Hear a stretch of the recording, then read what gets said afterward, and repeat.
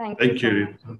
Thank you. Thank you. It's very inspiring thing that children, they learn very fast. I think they can memorize slokas faster than us and recall better than us. I've seen it, I've seen children here in Madhuvanam, they're reciting slokas just like that. And I thought they would not be able to memorize Astavakra Gita, but they are flowing with Gita. Well, anyway, we have a lot to offer and we have a lot to move on with life, you see. Um, I'm still busy reading Narada's Bhakti Sutras, you see. The book doesn't seem to be getting over, though there are hardly, um, they're very short slokas, but each sloka, as you contemplate, it doesn't let you go further because you have to digest it. You see, it's such a loaded thing, says Narada had shared. And I was prompted to explore this because one of the Abhyasis, he pointed out one letter from Babuji Maharaj advising one of those senior Abhyasis in 1954 or 1955. He wrote to them that please read this particular book, Narada's Bhakti Sutras. So I was wondering why Babuji is recommending that, see? And I found it fascinating because it gives me the solution, it gives me the ideas that, when Swami Vivekananda was somehow not very happy with Sahaj Marg system. So he openly told Babuji in one of those communications that Ramchandra, we have one defect with Sahaj Marg and you must correct it. And that people become very fragile, they are too morose, they stop smiling, they stop laughing after meditation, which is not a good this is a very bad side effect of Sahaj Marg practice. And while I was reading this Narada Bhakti Sutra, it flashed that the only solution is bhakti.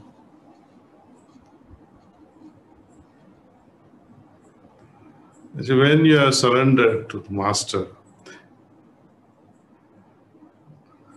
the worries, the anxieties, the idea of absorption, the ideas of uh, that I am meditating, it all slowly drops down because now you are so much concerned with this bhakti aspects of our practice. Babuji has put it in a very different connotation, you see, that when he merged, when Lalaji Maharaj merged in Babuji, says, I become you, you become me, so that none can say that you and I are different. So that is the level of mergence we are seeking for. But when I practice with this I preceding everything, oh, I practice, it's my condition, my level of understanding, my consciousness, and you keep master aside, you will go nowhere. Nowhere at all, see. So we had to bring back this idea of bhakti, and with even a stronger resolve, you see. Babuji prescribed this idea of remembrance, rather constant remembrance, with a hope that it will eventually lead Abhyasis to love their master immensely, without questions, And you rarely find examples of total dedication. You rarely find a person whom you would like to keep at least for a few months in your mind and then try to see if I can deliver this dear brother or dear sister in the brighter world. I keep wondering, how is it that I am failing in this exercise? Are there not enough loving Abhyasis? I see them everywhere, shouting, screaming, Daji, Daji, Daji, or Chariji or Babuji. They love so much their masters. And yet, I fail to understand why I am failing in retaining some Abhyasis, even one Abhyasis, long enough to deliver in the brighter world. I'm sorry, I'm a bit talking too openly, perhaps. It might hurt some of you who think that you are so devoted to the great master. And this is the test. This is the test for all of us. Are you, forget the master's happiness, but are we ourselves happy with our own practice, our own lifestyle? And I have seen this new trend, rather, the trend that has been going on since 1980s, and then it's getting worse each passing year. And it has become too nauseating for me that abhyasis, though they like to serve the mission, they run all kinds of programs, C Connect programs and We Connect programs and all kinds of programs, which is very good. Problem comes when, for example, when Anand is working with We Connect and somebody else from another state who's a GC feels that how come Anand, who is from Chennai, is working now in my zone in Odisha, trying to promote We Connect. I mean, be happy at least somebody is trying to do something, at least in your state, something you could not do, somebody else is doing. But they are so fragile, our ego, our heart. Instead of becoming more and more generous and accepting, they become more and more fragile, extremely fragile. Ego that has become fragile, I don't think you can repair it, because when we submit ourselves to God, He likes to see our intact ego. It's not that we're going to annihilate our ego completely and destroy it. No.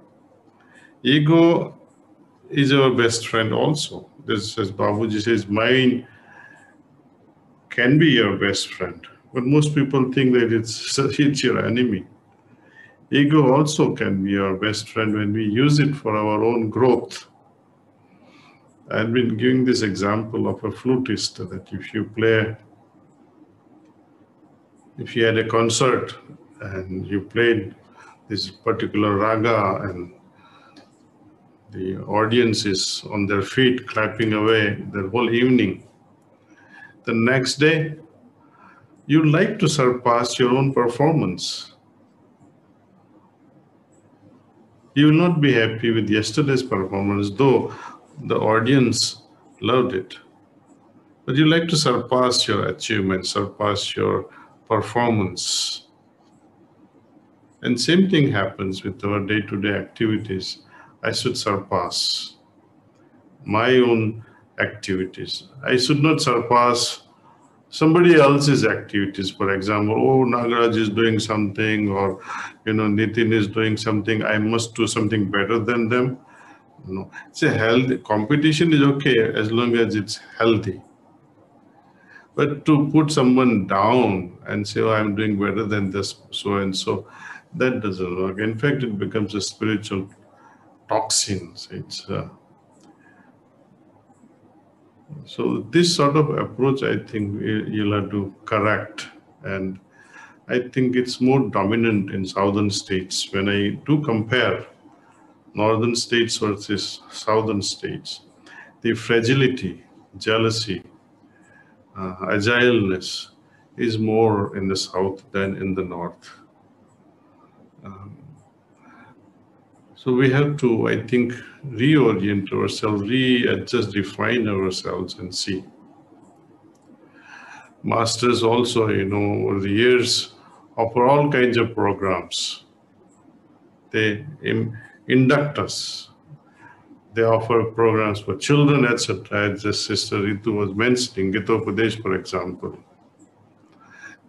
Chariji had started a school, medical centers.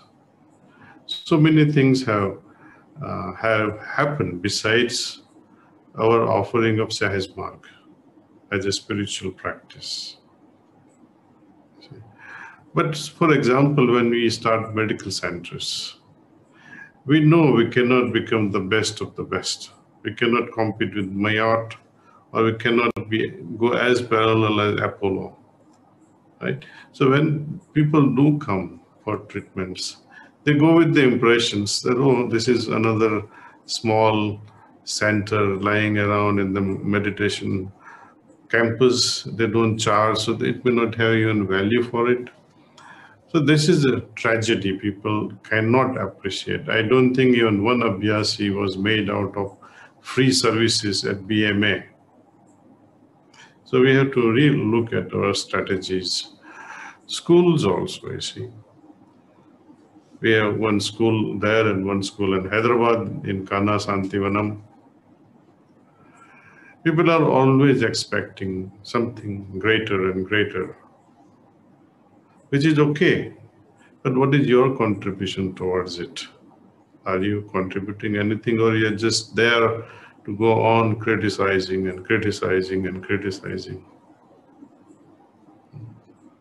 I had seen masters in tears often whenever he received problems related to school, related to medical center, related to some petty things like that, see, in tears.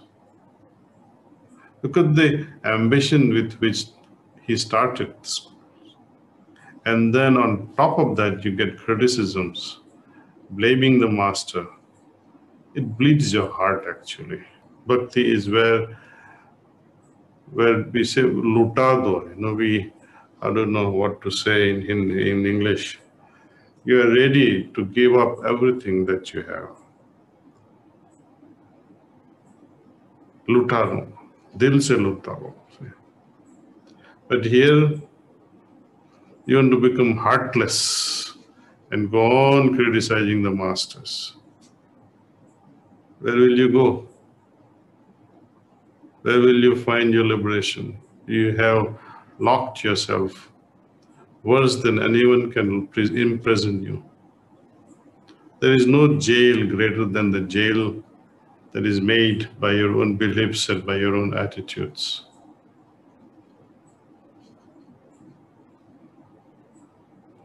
How can we escape from this jail made by our own belief system, our own attitudes, despite of practicing? In fact, in Babuji's words, Pranahuti or transmission will make a thief, a pakka thief, a perfect thief. Last, we read in Truth Eternal that, the healthy people, when there's a breeze, wind, their health improves with such a breeze, cool breeze. But sick person will become sicker.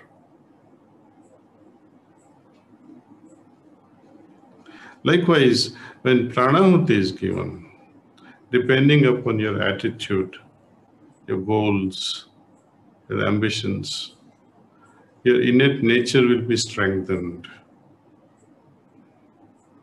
Whatever that nature be, if you are sattvic, you will go on becoming sattvic.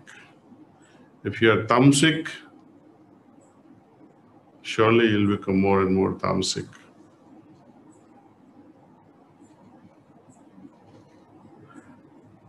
People do superficial cleaning, if at all, they get a chance to do cleaning.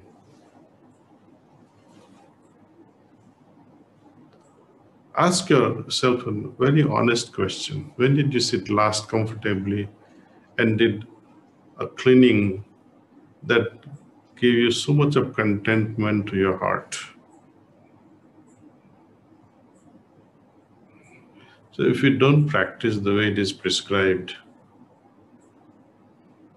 I think we have to relook at our priorities. We still have time. As long as hope is there, life is there, and our keen desire is there to make a difference, I think there can always be the new beginnings. And that's what the great masters are always waiting for, a new beginning, every day. New condition, new spiritual state. They're ever zealous, ever ready to grant us spiritual conditions all the time. Something that we cannot even understand. They inject into us with the hope that one day we will be able to grasp it and be one with it and grow with it. And also a day might come when we ourselves will be in a position to distribute these spiritual conditions to one and all with so much of generosity.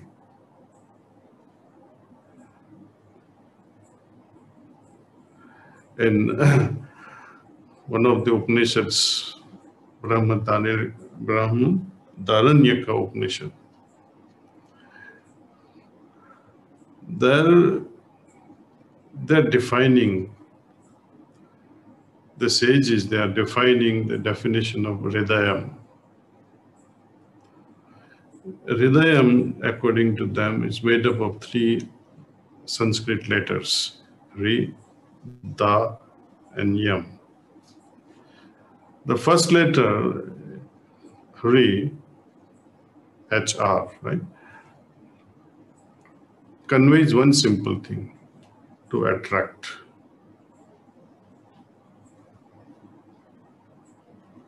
Da, to give.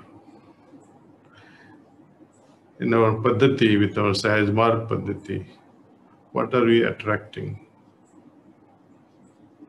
Master's grace, transmission. That's a purpose. The heart pulls it towards itself. Da is also very important, to give. What we receive, we must digest and expand it in ourselves and make it palatable so that you can give it to others. And when this exchange can continue, then you will appreciate the last letter, Yam, of Hridayam, where you are able to transcend from this dimension to another dimension. So that is the role of Hridayam, and it's a beautifully given name. And also somehow it justifies why our elders, our masters chose and prescribed meditation on the heart, to receive, to give, and thus we transcend. And everything happens in the heart. Even when we say the center is in the occipital region, yet Babuji says center is in the heart. Such a beautiful thing. See? It is the heart that connects us with the other dimensions, higher dimensions. It is the heart with which we feel things, we remember Master, we love Masters.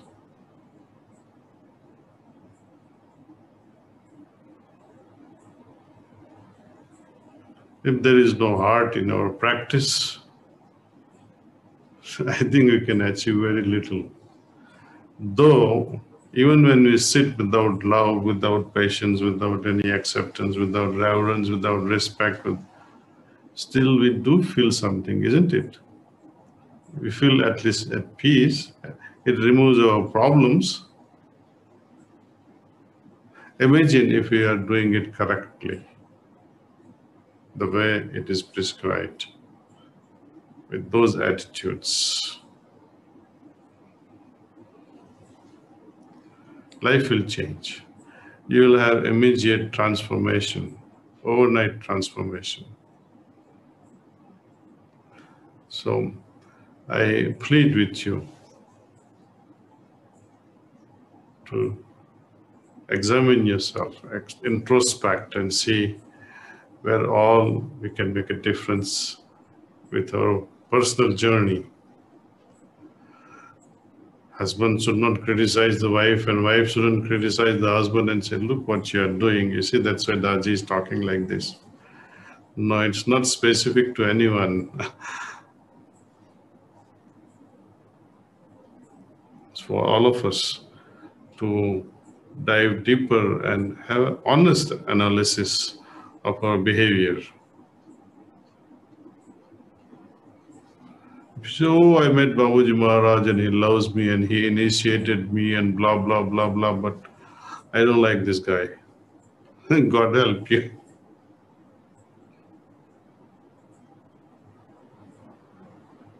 There is no guarantee in spirituality.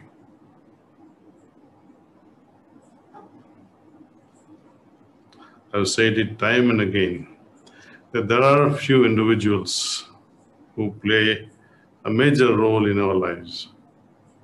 First is our mother, critical to our existence. She initiates us into this world. Then comes father.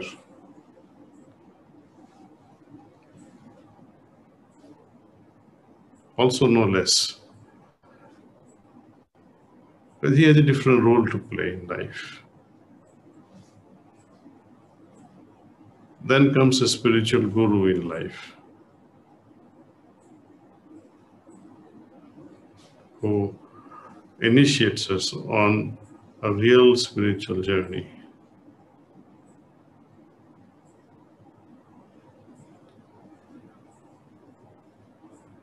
And then comes initiation at the hands of God,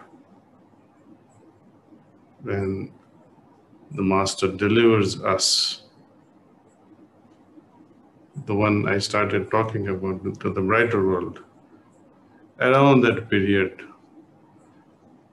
God will rush towards such a Vapyasi and make a difference. This is just a small hint I'm trying to give you. Some of you who would understand it, and after this understanding, at least mend the way they think and behave, they can be saved. They can be protected on the journey. Please don't think this as warnings or some sort of a vendetta. No, I'm not singling out anyone. I have to be very careful when I'm talking to Abhyasis these days. I think they have their own tangential understanding that, oh, Ramesh from Erode might think, oh, why is he attacking me all the time? He's criticizing me all the time.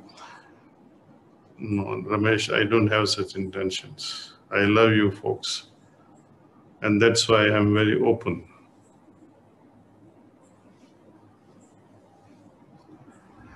Okay, so we'll meet tomorrow now at 9 p.m. And I hope you'll have some questions for me tomorrow. Thank you.